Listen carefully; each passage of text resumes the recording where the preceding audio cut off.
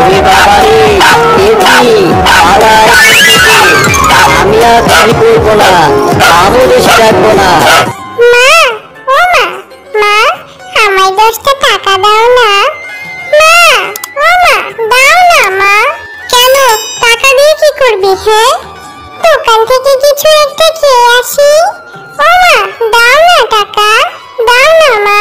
এখন কোনো টাকা হবে না, যা তো এখান থেকে। মা, ও মা, দাও না টাকা।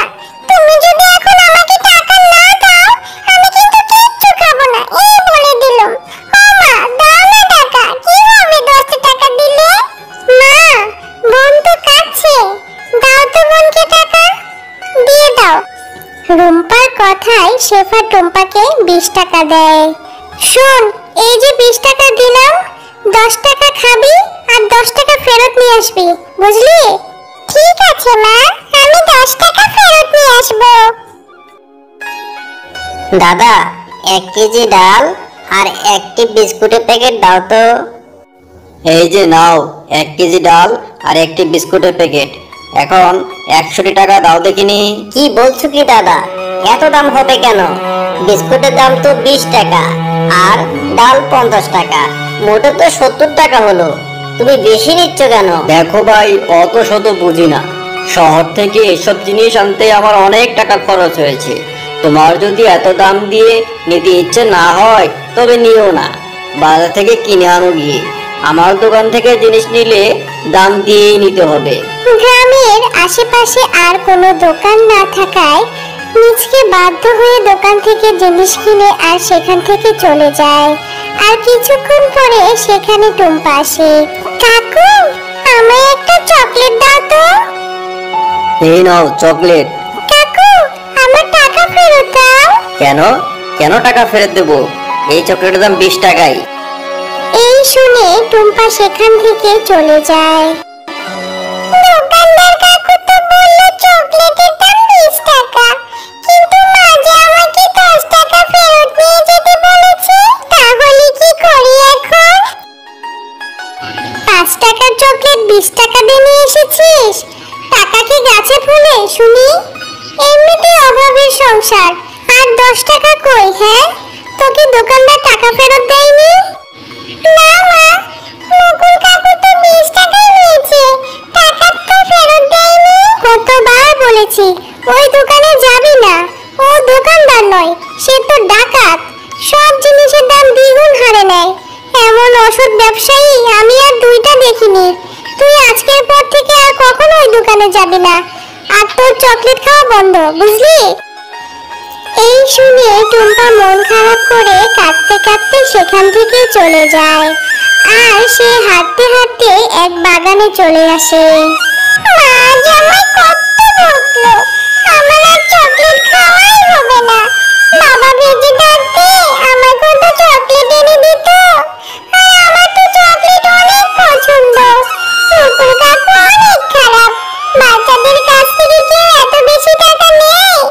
যদি এমন হতো, চকলেটের গাছ হতো, তবে কতই না ভালো হতো। আমি বরং আমার চকলেটটা মাটিতে রোপণ করি। বীজ রোপণ করলে যদি গাছ হয়, তবে চকলেট রোপণ করলে চকলেট গাছ হবে না কেন?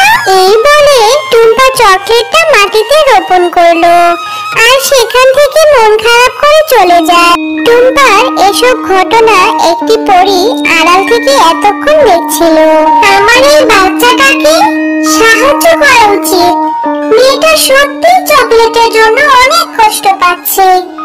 আমি এবার একে সাহায্য করব। পরের দিন টুম্পা বাগানে আসে, যেখানে সে চকলেট রোপণ করেছিল। আরে বাহ, এখানে তো একটা চারা গাছ হয়েছে। তাহলে কি চকলেট থেকে চকলেট গাছ হলো? যাই, দিদিকে ডেকে নিয়ে আসি। টুম্পা তার দিদিকে ডেকে নিয়ে আসে এবং দুজনে মিলে গাছটিতে পানি দেয়। কয়েকদিনের মধ্যেই গাছটি অনেক বড় হয়ে যায়, আর গাছটিতে অনেক রকমের চকলেট ধরা ছিল, যা দেখে টুম্পা ও রুম্পা অনেক খুশি হয়ে যায়। দিদি দিদি, আমি অনেক খুশি। আজ থেকে আমি এই গাছ থেকে অনেক চকলেট খেতে পারবো।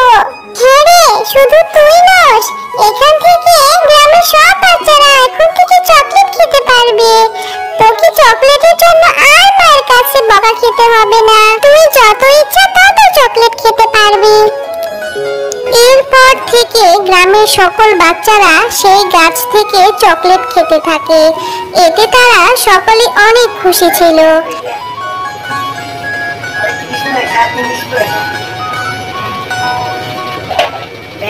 গ্রামের এই চকলেট গাছের কথা মুকুল জানতে পারে আর মনে মনে ভাবে, আমার এবার সেই চকলেট গাছ থেকে চকলেট পেড়ে আনতে হবে।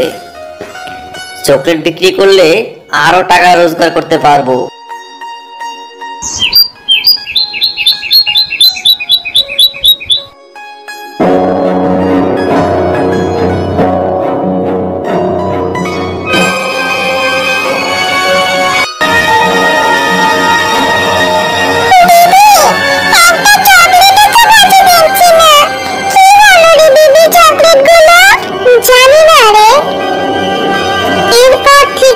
মুকুল প্রতিদিন চকলেট চুরি করতে থাকে আর বাচ্চারা প্রতিদিন চকলেট খেতে গিয়ে নিরাশ হয়ে যেত।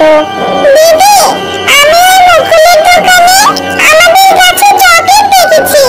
আমার মনে হয় মুকুল কাকু আমাদের চকলেটগুলো চুরি করে নিয়েছে।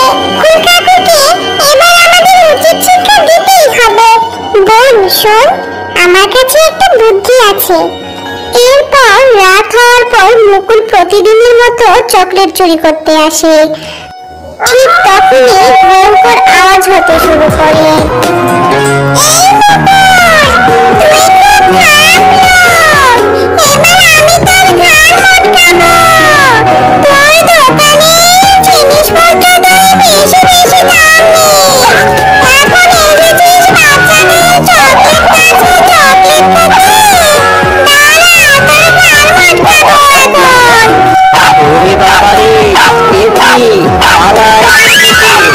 আমি আর চুরি করবো না, আমি বেশি রাখবো না।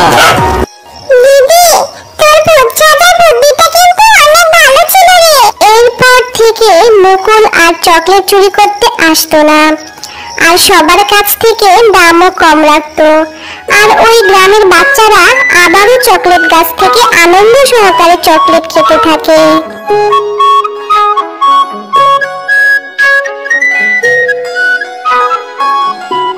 তো বন্ধুরা, আমাদের গল্প তোমাদের কেমন লেগেছে?